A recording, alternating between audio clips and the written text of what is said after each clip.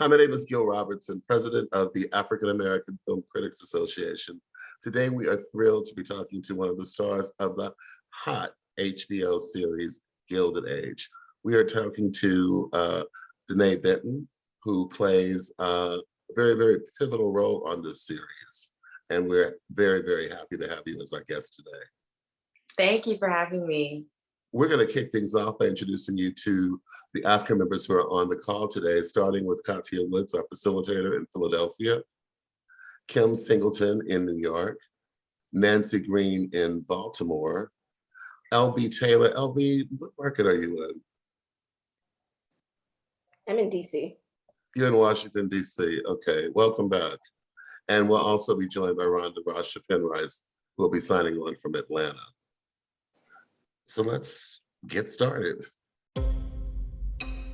New York is a collection of villages. The old have been in charge since before the Revolution, until the new people invaded. Well, I'm new. I've only just arrived. You are my niece, and you belong to old New York. George Russell is a power in the land. Before long, he'll put money into his pocket with every train ticket you buy. I think we should know the Russell family. We do not move in the same circles. Mama, you are incorrigible. I take that as the highest praise. How do you find your aunts? Zeta is kind, but not clever. And Agnes is clever, but not kind. Mrs. Van Ryn and her sad sister were spying on me today. I don't know why you bother with them. I don't bother with them. I'm afraid New York can be quite challenging at first. We haven't found it so, have we, George? There is no challenge you are not equal to, my dear. We have invited Marion to live with us. She hasn't a penny. I cannot live within Aunt Agnes's confines. You must meet the right people in the right way. Money isn't everything, Agnes. I don't understand why they have taken you in. I have a job and a fresh start that I need. I want to do something with my life. For a New Yorker, anything is possible. You are the future, Mrs. Russell. And if you are the future, the name must be the past. Well, things move faster nowadays. I hope you're not against Miss Scott. She'll disrupt things. Maybe we need a bit of disruption. Let the tournament begin. Why don't we just go outside and roll in the gutter? It will save time. Do you know Newport well, Miss Russell? The mistress is not a player in the great game. That woman is unsuitable as an acquaintance. I'll make them pay one day. How can anyone be so rich?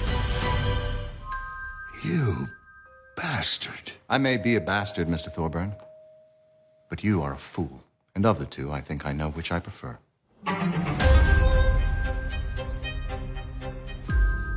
Good morning. I'm Kim Singleton, considered Blacklit television show and podcast out of New York City. And I absolutely love the show, like everybody else does. But I find the relationship between Peggy and Marion very interesting. They definitely have a bond, starting when she paid for her fare at the beginning to go to New York.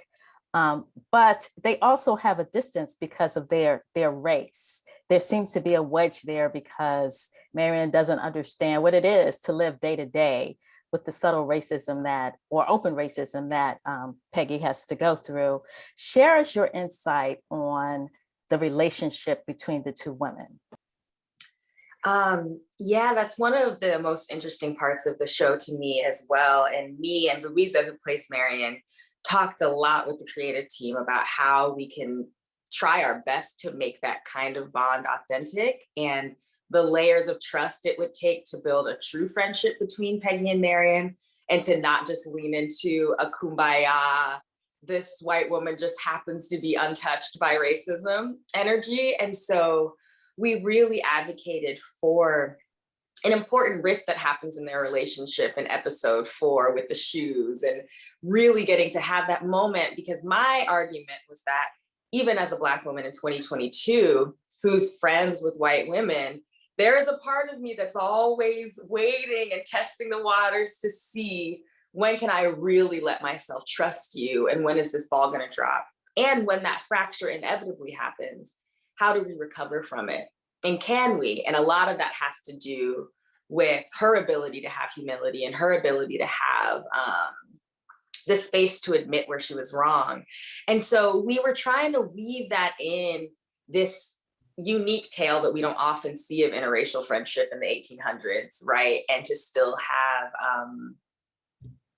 Peggy not only have dignity within it, but for Marion to have flaws within it as well. And so I hope we threaded the needle well, but it was something we were really paying attention to. Well, you have threaded that needle, and well done. I love the show. Can't wait till the next season. Thank you. Hi, LV Taylor from We Live Entertainment. I just want to second what Kim said. Definitely love the show. So we very rarely get to see Black women, middle-class Black women during the 19th century. So why do you think it was so important that you take on this role with Peggy? Oh my gosh. I mean, it's probably one of the greatest honors of my life to get to breathe life into one of these ancestors, because she existed and because I feel like I'm a direct part of her lineage. I grew up, Black and middle class with parents who worked to give us access to certain resources that the family before us didn't have. And I always felt alone in that story, when you are isolated and we're not in the history books in the same way, you feel isolated. Do I really belong? Am I this enough? Am I that enough?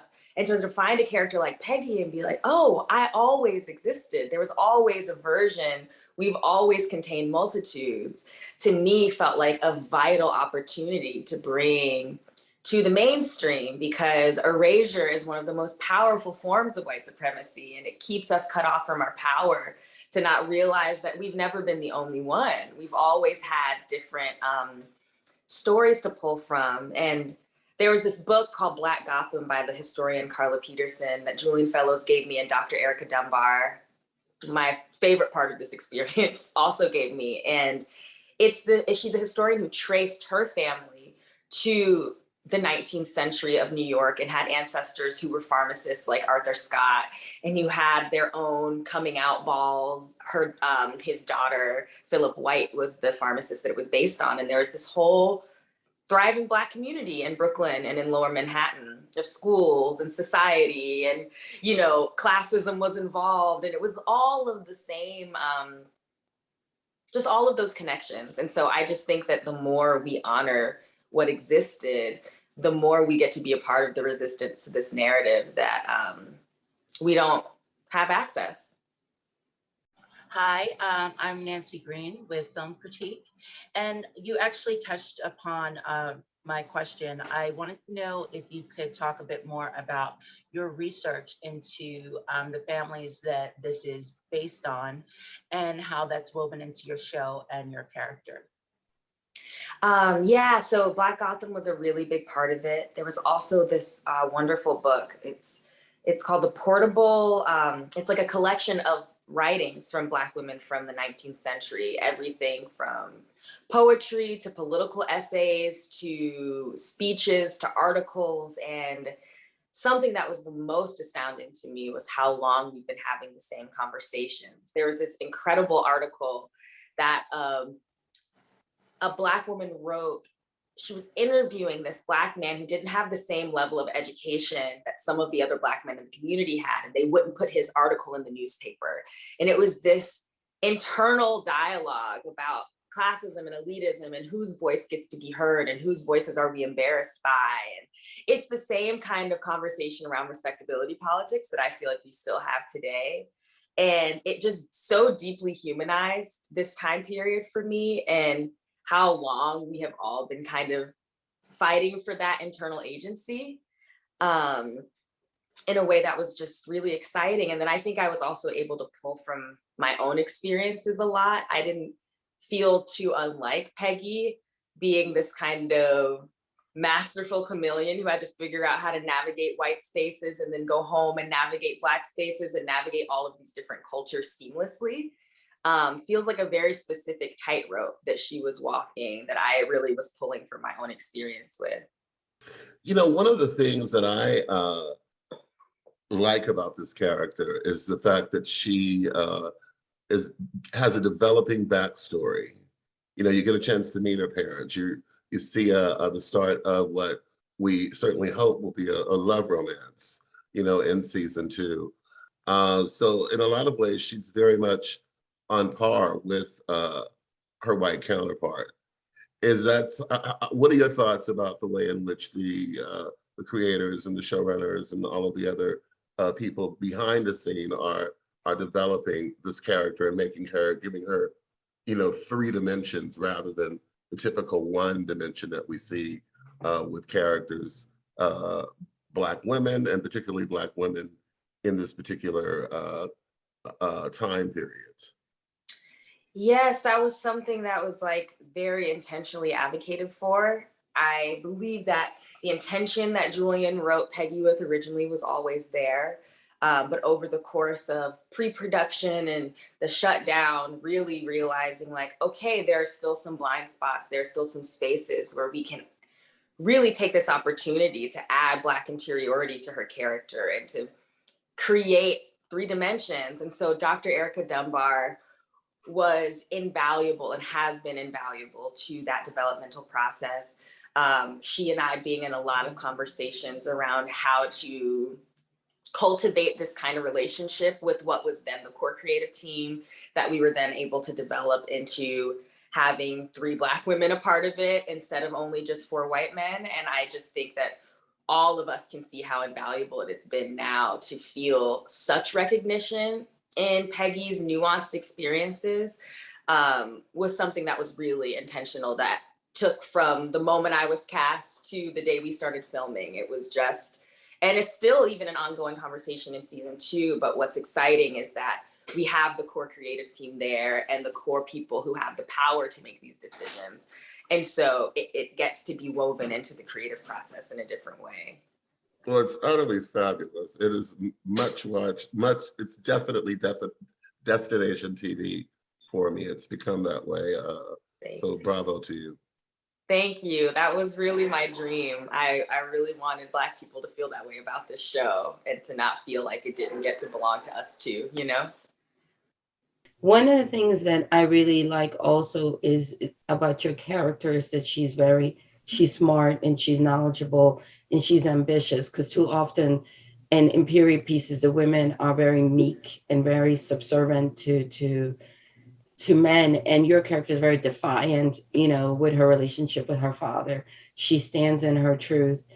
And, instead of staying with the family and really enjoying a very nice position, she understands that she must move on in order to grow, to get to where she is.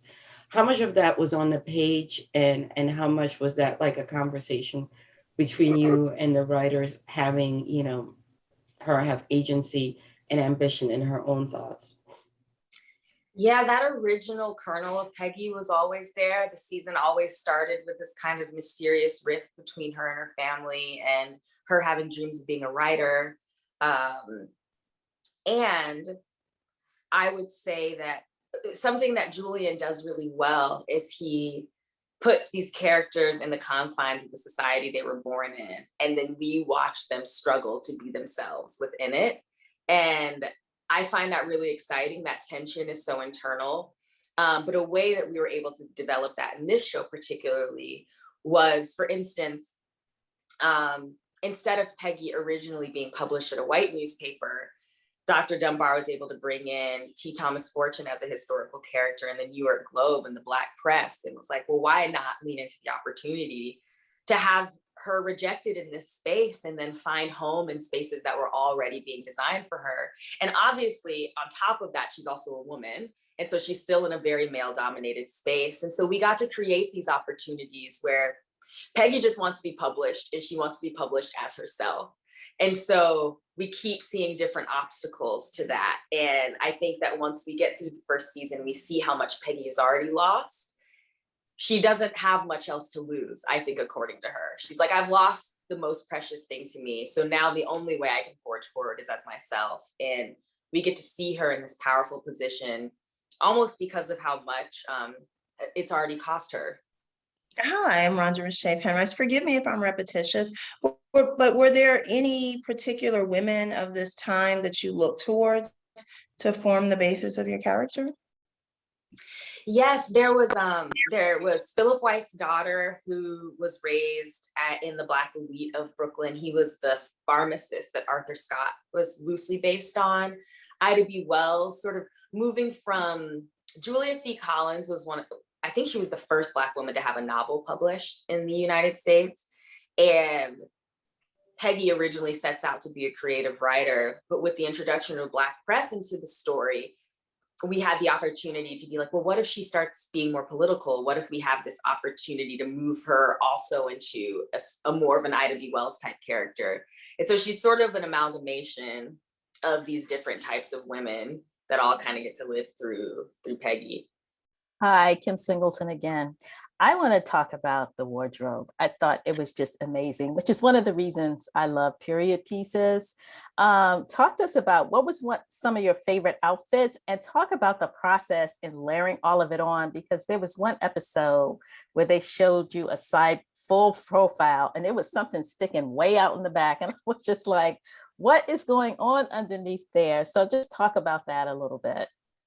Yes, that's called a bustle, and it was the time everyone wanted to be thick, and it's back in style. But at the time, it was corset waist, bustle butt, and so you actually wear something under. They would wear things under their dresses that would create that shape in their bodies. And the costumes was a really amazing journey for my character.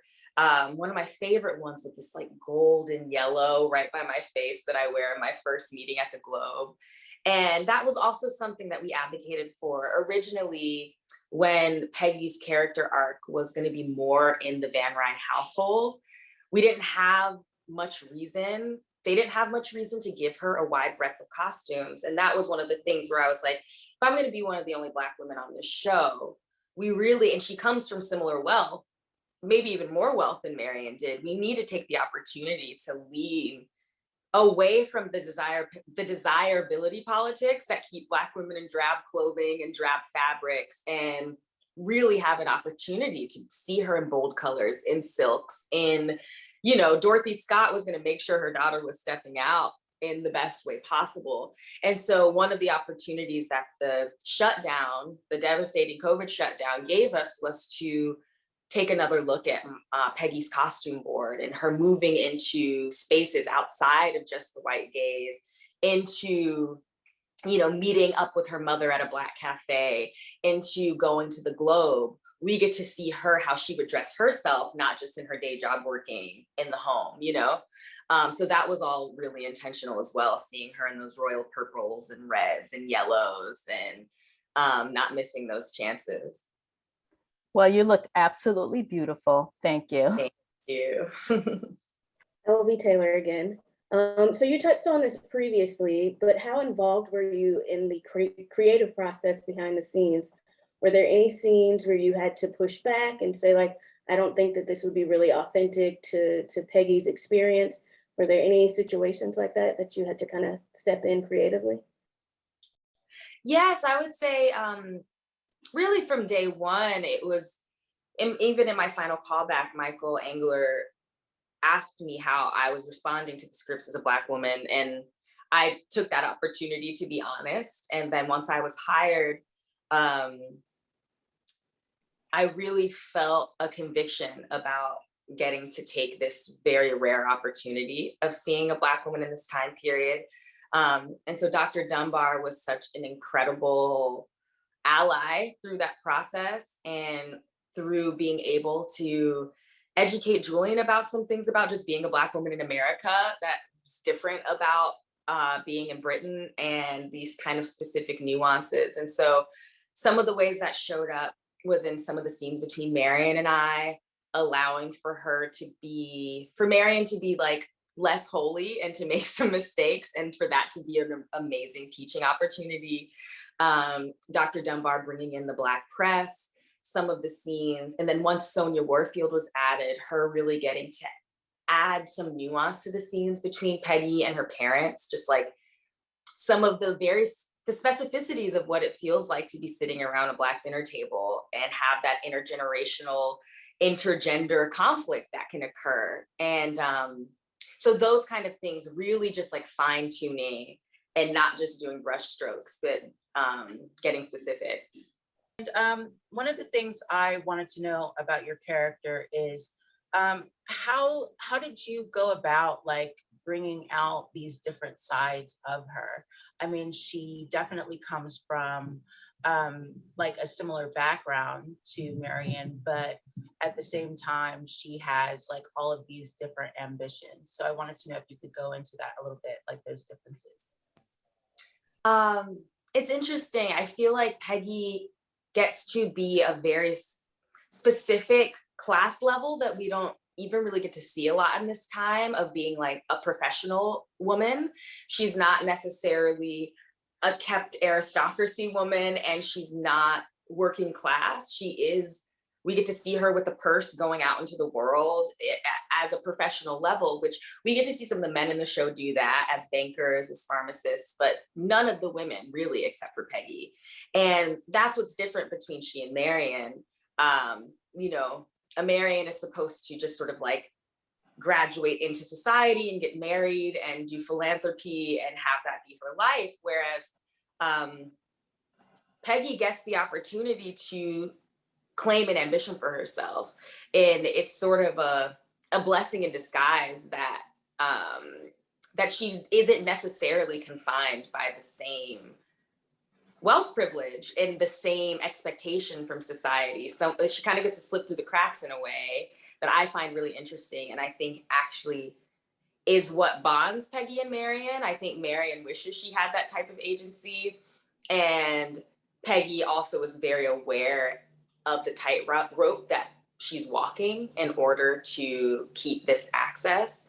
And so I don't know, I relate to her so much. You know, a lot of people are like, well, what's it like playing a Black woman and in these spaces and having to like adopt this energy? And I'm like, well, you know, it's not that different from being on set. It's not that different from any Black woman who works in a predominantly white space. We are still walking that tightrope today and very aware of the expectation to represent every single person.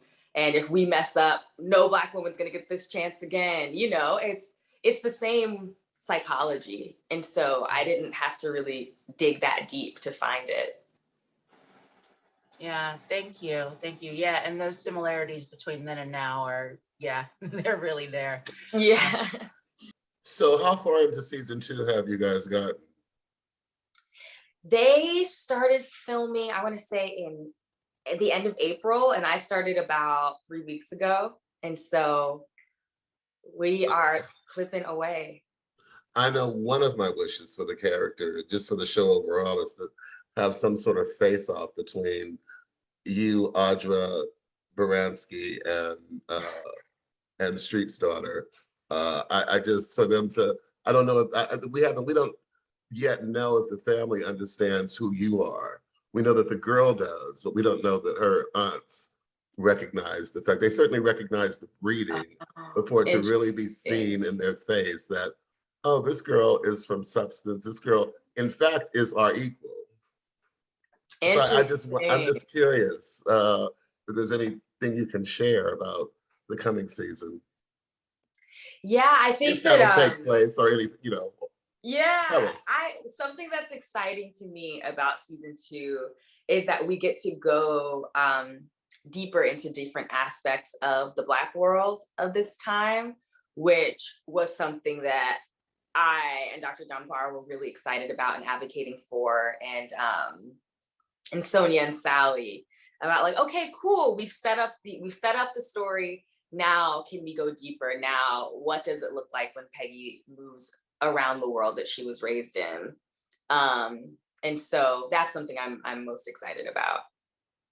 Do we get to see her with her friends? Do we get a peek? So we are going to get a deeper peek into her interior life and the elements that have shaped her. And so there's a lot more to see in season 2.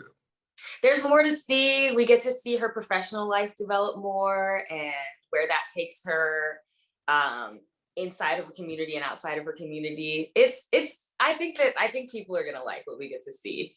And obviously the backstory with the child, the missing child. Yes, yes, we get to tie up some loose ends and see how that all pans out. But I'm trying not to get myself in trouble. Right, right. Well, I can hardly wait. Thank you. Thank you. I'm excited. One of the things I do love about the show is the pettiness of the sisters, especially Christine with the Russells. Like they literally live across the street from one another, but it seems like they live in two different towns, right?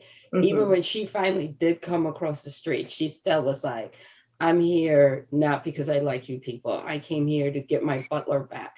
And what I love is that Peggy kind of like, she sees the foolery, for lack of a better word. And it's kind of amusing to her that even amongst them, there is this whole classism. And I think she also had the wisdom to understand if that's how they act towards one another, what would happen with me? Do you know what I mean? Like it's over really the minutest of things.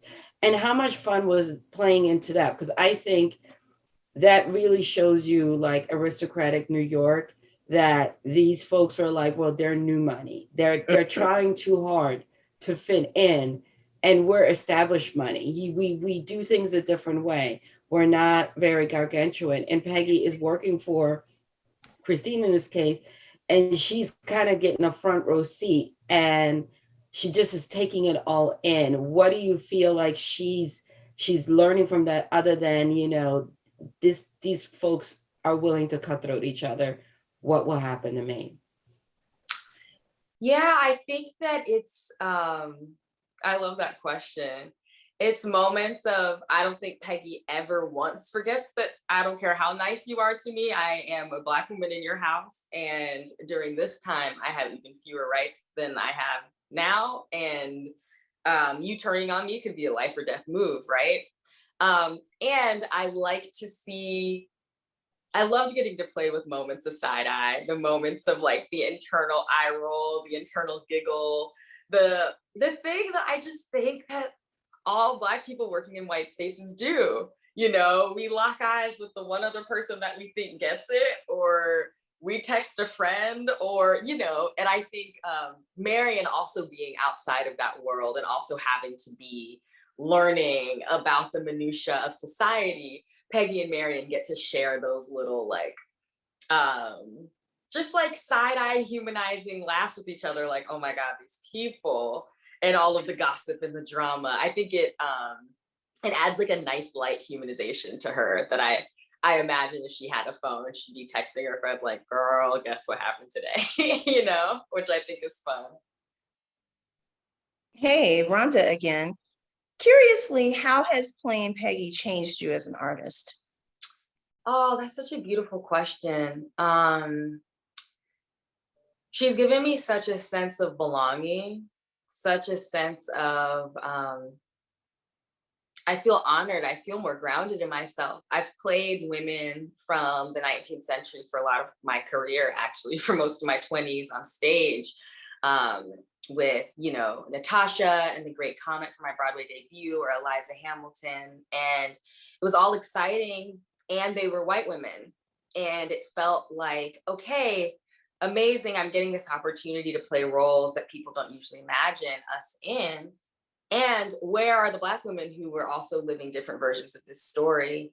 And I think finding Peggy has made me feel like, oh, there's space that I really get to take up as me, and getting to add to the textures of what we see from Black stories has given me more confidence to move into spaces and expect to be seen, you know? And I think that for me as an artist has been invaluable. I think also having the courage to speak up in those moments that were scary and to be met with respect from the creative team was another like teaching moment, that it takes courage to speak truth to power. And it also takes courage and humility for power to listen.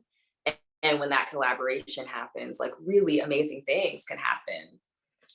And so I just think it's fortified me in different ways. Hi, Kim Singleton again. And I know you talked about how they were going to delve into your backstory. So it's clearly, you can see the dynamics between you being a Black woman in a white world, but will they dive a little more into your role as a Black woman based on gender bias, being in a profession that's dominated by men? Will they dive into that, and how would you like them to address this topic? Yeah, we definitely get to see some of those nuances. I think every time we get to pull Peggy out of a predominantly white space, naturally those other types of intersections and oppressions show up, right? And so I think that's what's exciting about it. I wish I could say more things, but towards the end of the season, we get to see just different levels of activism, different levels of the types of community organizing that was happening during that time, that was predominantly led by Black women. And that's really exciting to me. Something I would love to get to see in one of the seasons is a Black ball and get to see our versions of those kinds of rites of passage, you know? So hopefully keep us on the air, keep watching, and we'll get to keep going deeper. But yeah, I think every time in season 2 and in season 1 that we get to pull Peggy out of the Van Ryn household, some of those other nuances get to pop up. Great. I cannot wait for the next season. Thanks. Thank you. LV Taylor again. This time I have somewhat of a lighter question. How was the experience acting opposite the legend that is Audra McDonald? How has that been? I don't even know if that's a lighter question because I would probably cry every time I talk about it. It was, I mean, a dream come true in every single way. Audra was such a huge part of my coming of age to believe that this was possible for me. Like, she was the person I was obsessively watching on YouTube, you know? And to get to be a colleague of hers is an honor that I will never forget. And then her and John Douglas Thompson, who plays my dad, they're also just such incredible actors that it makes you better. Every scene I did with them made me better and made my performance richer.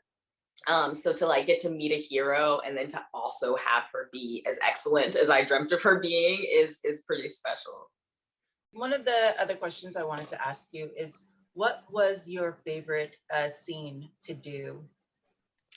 Ooh, I think one of my favorite filming days was the day where I visit my parents for Dorothy's birthday, and Louisa comes with the shoes, and it was just such a fun day to shoot because Audra and John, when we got to shoot that dinner scene, it was really one of the first times getting to see just like the interior life of a Black family, and they acted it just astoundingly. You just expect to just be so mad at Arthur, and John plays him so warmly that you're like, ooh, this is a Black father. It's like, I'm mad at you, but I love you, and I know you love me, but let me do what I want, you know? And then the cringe, just like, Louisa played that like deer in the headlights white girl so perfectly in that moment, and every time we cut, all of us would just die laughing at how uncomfortable it was, you know? And it was like the energy that came out on screen was an energy that we kind of all harnessed in the room. Thank you, and I'm looking forward to the second season as well, and many more seasons. Thank you. You know, Gail Lemon Buckley also wrote an excellent story about her family, the Horn family, Selena Horn's daughter, and their time in Brooklyn and her mother's time and her grandparents. So it might be a book you might want to, you know, pick up over the summer. It's a great read, by the way. I would love to read that. What's it called? Her name is Gail Lemon Buckley. Okay. And it has something to do with the Horns, the Calhouns. And yeah. The Calhoun. I have it in my library, but I have to go in another room to get it. No problem. I'll look it up. So you can confirm that there will be a love story in this season 2. I can neither confirm nor deny anything, but keep watching. Terrific. The characters, as a journalist, are we starting to see, I mean, are you I imagine that there might be some borrowing from Ida B. Wells, being that she, obviously was a real person living during or around this time.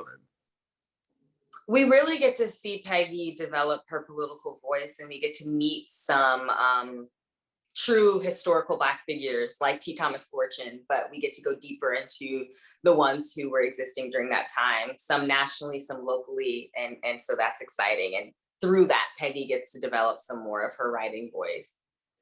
Okay. Terrific, terrific. Thank you. Kathy again. One of the things that I also like is that she kind of like is as odd and as uneven as Peggy's relationship is with Marianne. She was at sounding board when she was going through all of that with Tom.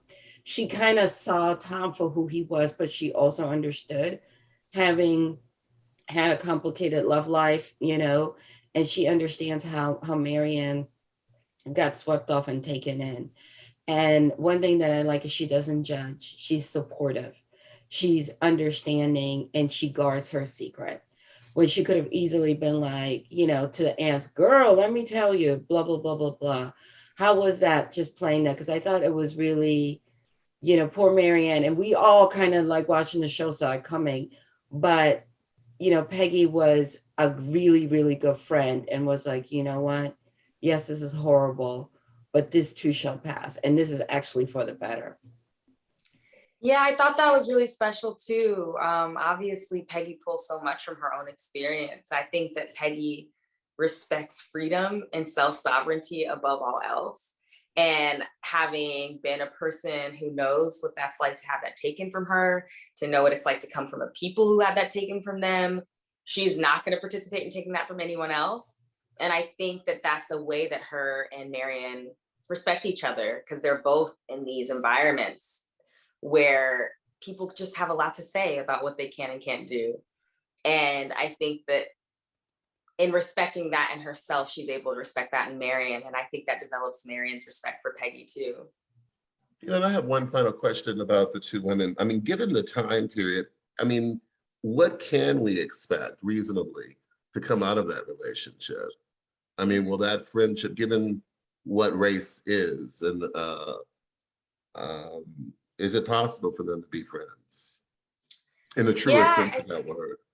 I think it's unique, right? The concept of Black and white intimacy is unique in every time when we live in an anti-Black world where there are still laws against our freedoms, right? Everything is sort of held, it's tricky. And I think that within the Van Ryn household, Marianne and Peggy are given this space where they're not in the outside eyes, I don't imagine that they can move freely through every single space where they get to be equals. But I think in the space where they can be, as long as that boundary is never violated, and Peggy always realizes, or Marianne always realizes what Peggy said in the first season, which is, I run my own life. As long as you understand that, then we can move forward. I believe that there will be an intimacy between them of like what Kathy has said, just secret keepers for one another, in a way that I think is special, that is going to be limited by the fact that they will never be able to go to a ball together, but where can they expand in their boundaries?